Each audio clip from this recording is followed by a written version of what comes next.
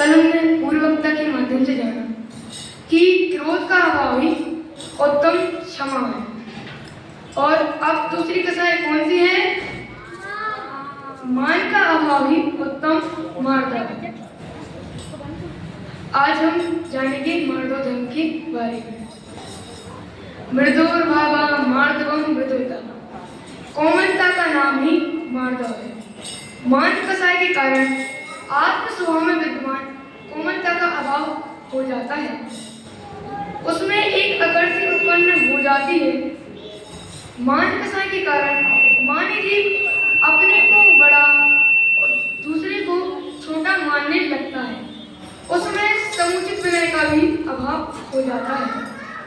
मानव जीव हमेशा अपने को बड़ा और दूसरे को छोटा मानने का प्रचलित करता है, और वह मान की खातिर क्या नहीं करता, छल कपट करता है, मान भंग हो जाने पर क्रोधित हो उठता है और सम्मान प्राप्ति के लिए सब कुछ करने को तैयार रहता है। और जिन धनादि का संग्रह करने के लिए मौत की कीमत पर करता है, यानी कि पैसों को जोड़ने के लिए वह मौत की कीमत पर तैयार हो जाता है और उन पैसों को भी पानी की तरह बहाता है। घर-बार, स्त्री पुत्र आदि सब कुछ छोड़ने को तैयार हो जाता है, पर मान नहीं छूटता।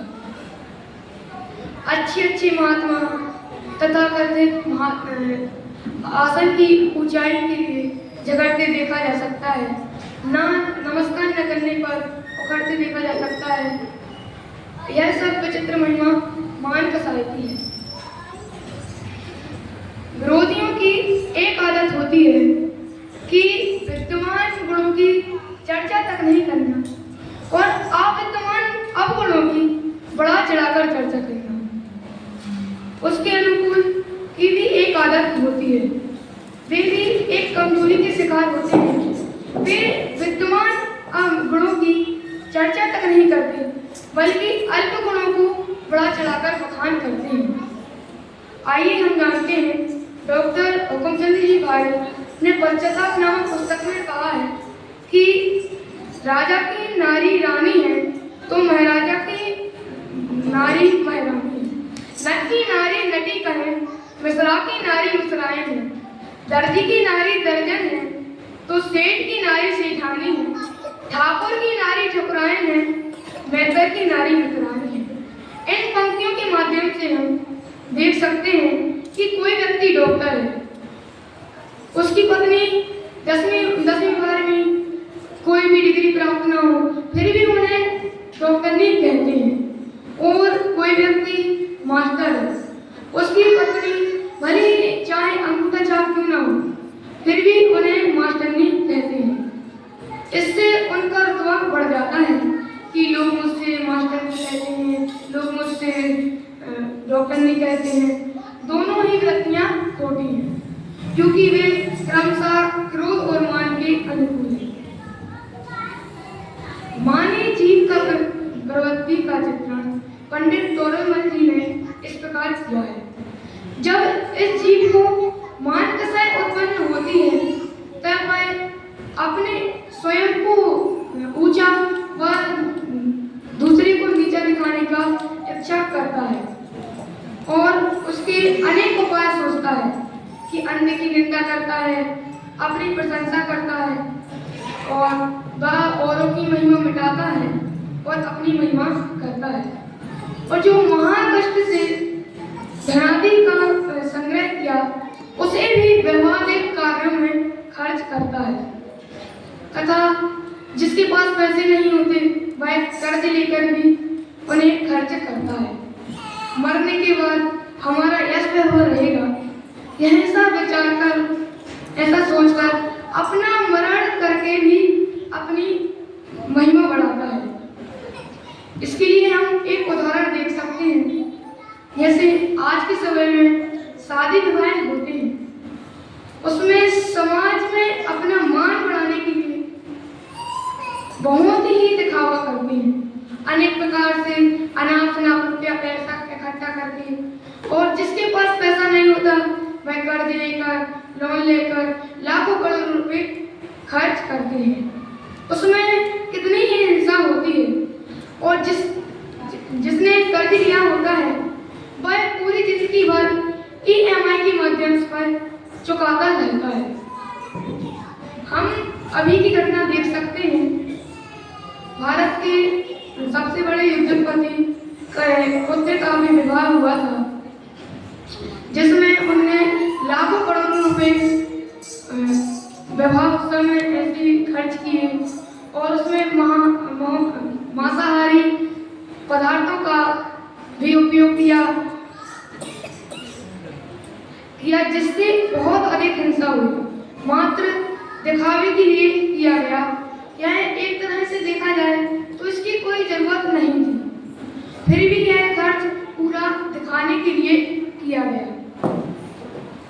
यदि कोई अपना सम्मानाधिक न करे तो उसे भयाधिक दिखाकर दुख उत्पन्न करता है कि इसके लिए हम राजा कंस का उदाहरण देख सकते हैं। महाराज कंस सभी के लिए दबाने के लिए अपना बल का उपयोग करते थे और जो नहीं दबता था उन्हें बहुत कठिन से कठिन यातनाएं देते थे, जैसे उनके हाथ पैर काट देते थे, हाथी के नीचे चलवा देते थे और आदि सजाएं देते थे।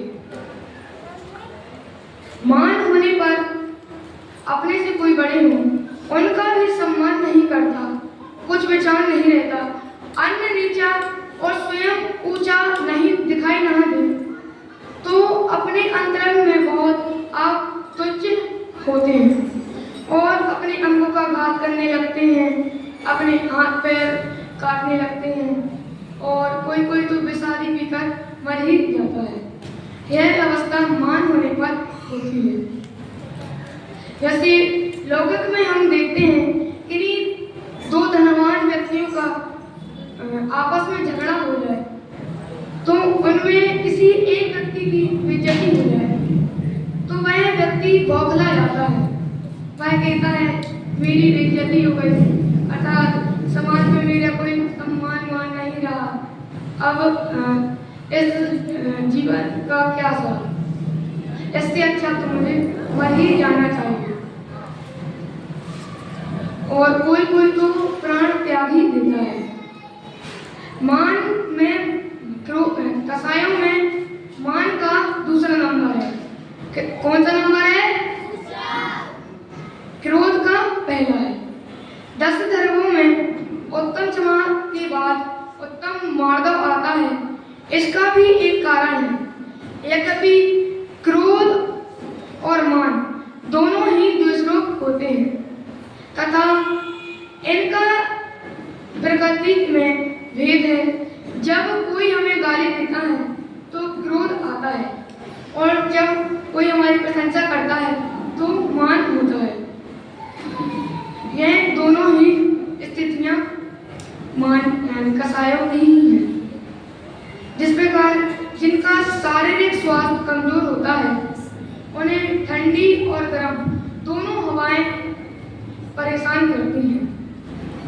गर्म हवाओं में लू लग जाती है, ठंडी हवाओं में जुकाम हो जाता है।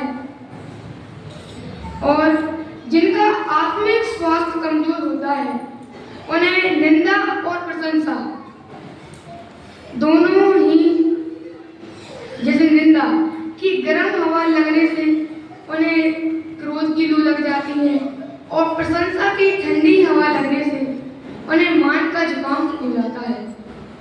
निंदा शत्रु करते हैं और प्रशंसा मित्र, अतः क्रोध के निमित्त बनते हैं शत्रु और मान के निमित्त बनते हैं मित्र।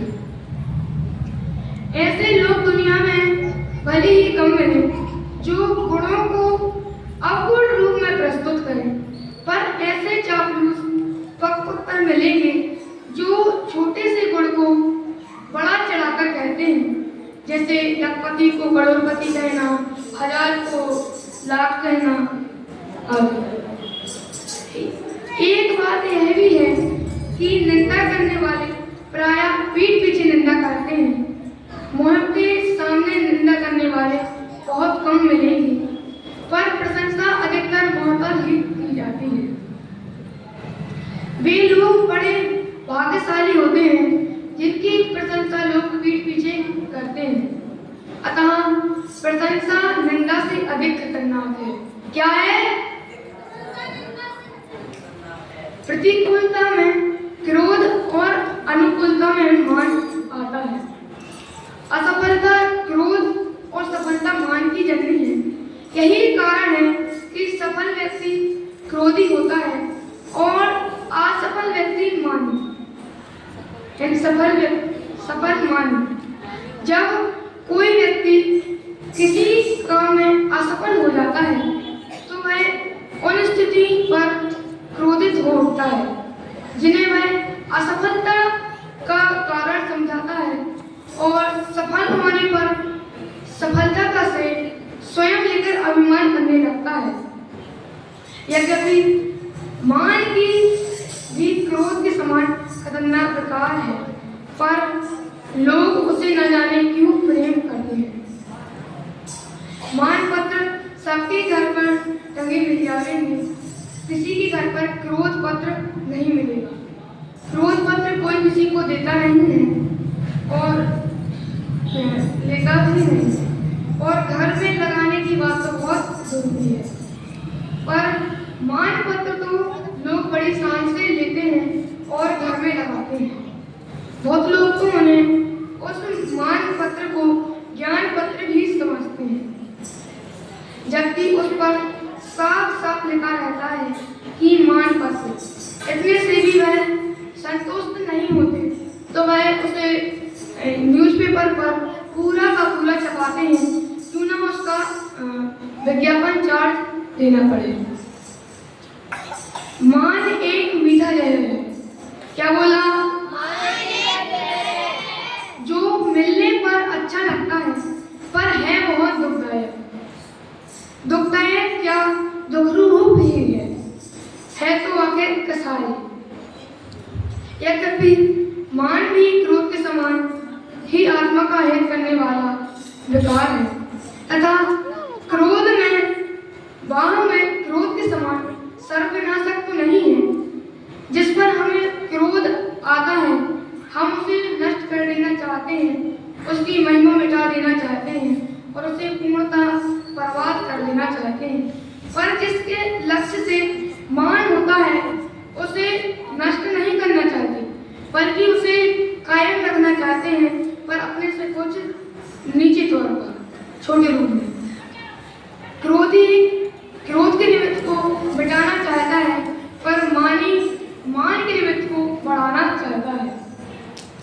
क्रोधी कहता है कि गोली से उड़ा दो, मार दो, पर मानी कहता है नहीं मत मारो, पर जरा दबा कर रखो। जागीरदार लोग गांव में किसी को पाँव में सोना नहीं पहनने देते, उनके मकान से ऊंचा मकान नहीं बनाने देते, क्योंकि उनके मकान से दूसरा मकान बड़ा हो जाए तो उनका मान खंडित हो जाएगा। आइए हम जानते हैं आठों मत के बारे में। सबसे पहले हम देखते हैं ज्ञान मत।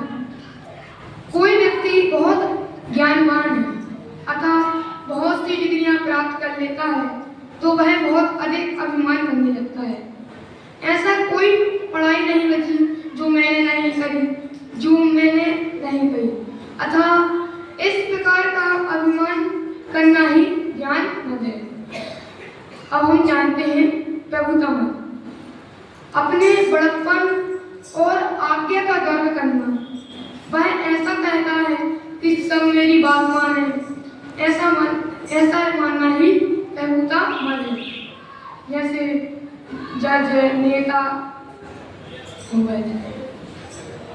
और अब हम जानते हैं कुल मत। पिता के गोत्र को कुल कहते हैं। पितृपक्ष में राजादि प्रतापी पुरुष हो तो उन्हें देखकर यह कहना कि मैं भी राजकुमार हूँ, इस प्रकार का अभिमान करना ही कुल मत है। जैसे रावण को अपने धन संपत्ति, बल और अपने पुत्र नाती परिवार वालों का बहुत अधिक घमंड था। जब पाप का उदय आया तो उसके परिवार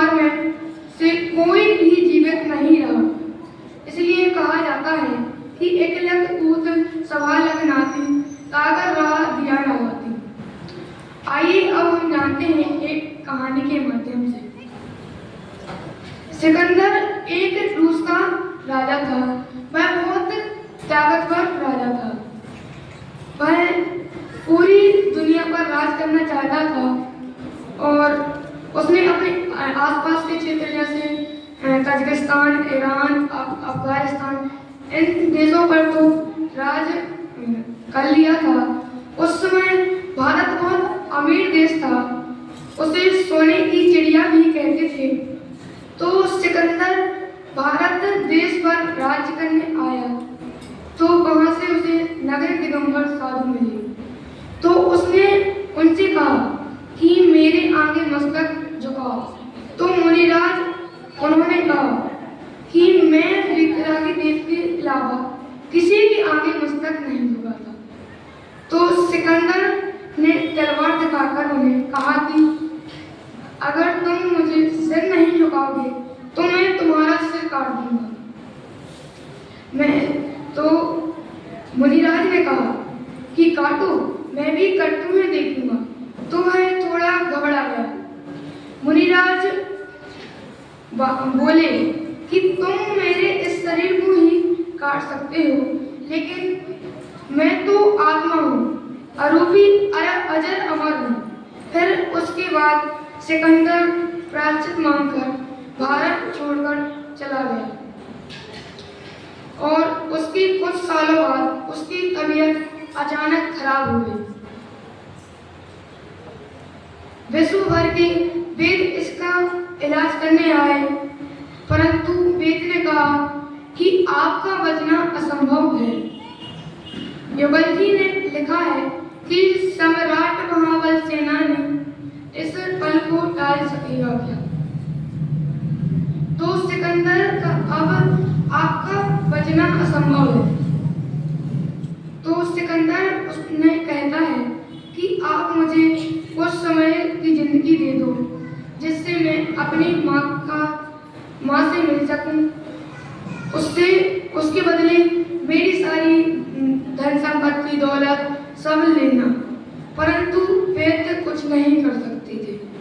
तो सिकंदर ने सोचा कि मेरी जिंदगी भर की संपूर्ण संपत्ति जिस पे मुझे बहुत घमंड था, वह मुझे कुछ समय की जिंदगी प्राप्त नहीं करवा सकता।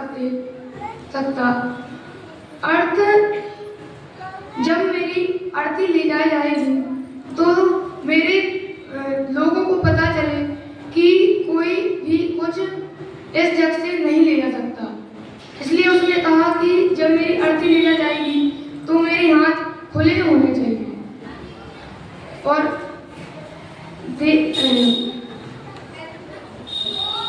दौलत पर इतना घमंड था, वह उसके कुछ काम नहीं आए। इससे हमको यह पता चलता है कि हमें कभी घमंड नहीं करना चाहिए, क्योंकि धन संपत्ति तो हाथ का मैल है और यह धन तो चंचल है, कभी भी आ जाता है और कभी भी चला जाता है। सब कुछ छोड़कर हमें जाना ही है और हमें उत्तम मानव धर्म को धारण करना चाहिए। इसी मंगल भावना से मैं अपनी वाणी को विराम देता हूँ।